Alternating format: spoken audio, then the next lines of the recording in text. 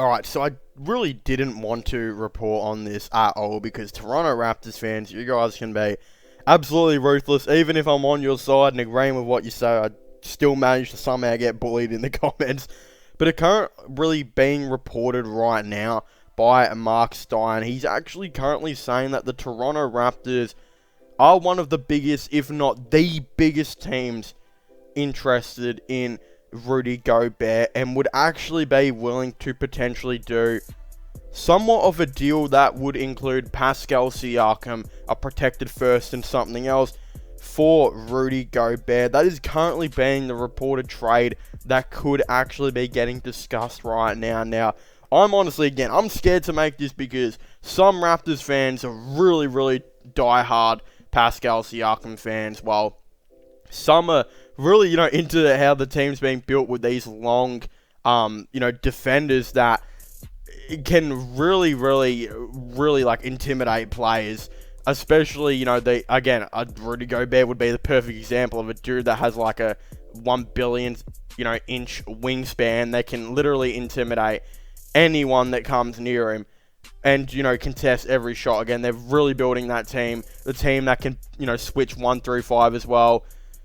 Again, Rudy Gobert does tick a lot of boxes, but when I'm going to go talk about this right now is I'm going to say that I actually think it would make a lot of sense for the Toronto Raptors to do a different type of trade. Now, again, the Rudy Gobert one for Pascal Siakam is currently being brought up right now.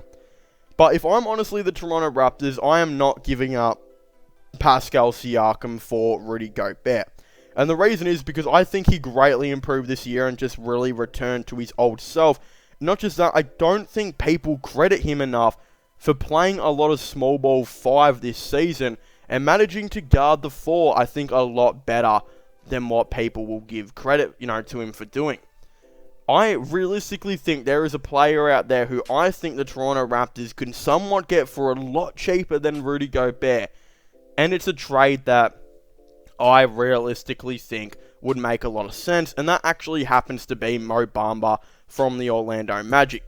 For example, again, as I mentioned earlier, the Raptors are loving to bring in these longer type of defenders that can realistically intimidate any single person that tries to take a shot near them. They're also looking for dudes that can pretty much, guard a lot of different, positions, and I think switch really well, too. So, Rudy Gobert, yes, he's one of the best intimidating big men in the league. He is one of the best interior defenders in the league. Although he can do that, I'm not exactly too confident in Rudy Gobert's, willingness to actually go out and guard that perimeter and maybe even switch on to other players. While if we look at Mo Bamba, they can try and get a deal done with Mo Bamba, who I think greatly improved this year as well, kind of juggling that center position with Wendell Carter. I think if he was to go to the Raptors, he would greatly improve their team. And what I'm saying by this is, the Orlando Magic, I think they need to pick between Wendell Carter and Mohamed Bamba as their center position. I don't know who they're going to go for. I think, I would presume they would go for Carter, considering they gave Carter a big extension, and he did average 15 and 11 per game on 32% from 3, which I think not enough people give credit for. Actually, he's a pretty good number. While Mo Bamba, his stats are a little bit different. He averaged 11 and 8 on 38% from 3. Again, probably, I think he's much better of a defender than Carter, but I think they'd roll with Wendell Carter as their future big man going forward. Not just that, again, as I said, Mo Bamba, he would greatly improve this team. Like, one of, I think, their big struggles they did actually have this year, again, even though Pascal and, Scotty Barnes did really well at switching from, the 5 and the 4, and guarding players a lot bigger than them, guarding players a lot taller than them. I think they did really well at it, but I think it would be nice to get an established starting center in right now. Again, Precious Achiuwa, he's cool off the bench.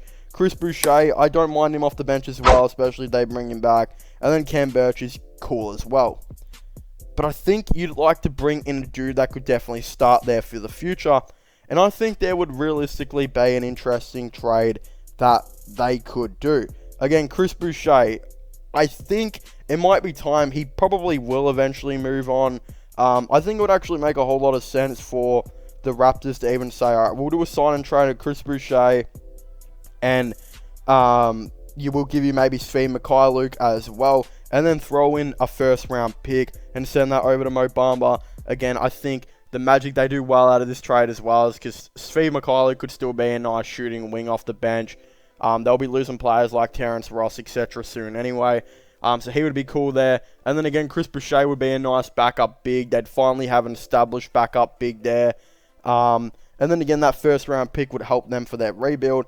Then what the Raptors could potentially do is, again, you'd probably start... I don't know what they're going to be doing with Scotty Barnes. I don't know if they're going to try and transition him into being like the starting, point eventually. I don't really know. Again, he's a very, very underrated playmaker. I think could grow into being an exceptional playmaker as well. But what that starting five might actually look like could be like Fred VanVleet at the 1, Scotty Barnes at the 2, OG at the 3, Pascal at the 4, and then Mo Bamba at the 5. And realistically, that starting 5 is absolutely insane defensively. Really, really long. And then off the bench, you would have Gary Trent, who is a high-profile 6-man that would legitimately be able to play, 30 to 35 minutes as the backup 1, backup 2. Could even slot in as the backup 3. Play all of those minutes and just be a really high scorer and go for 6-man of the year. If you look at that like 6-man rotation, that is absolutely deadly. Like that 6-man rotation is one of the best in the NBA, I would assume. And you can do that without getting Rudy Gobert, I think. There is an alternative way to doing this. Again, I think Mo Bamba can definitely give you what Rudy Gobert does, just at a lot, obviously, lower level.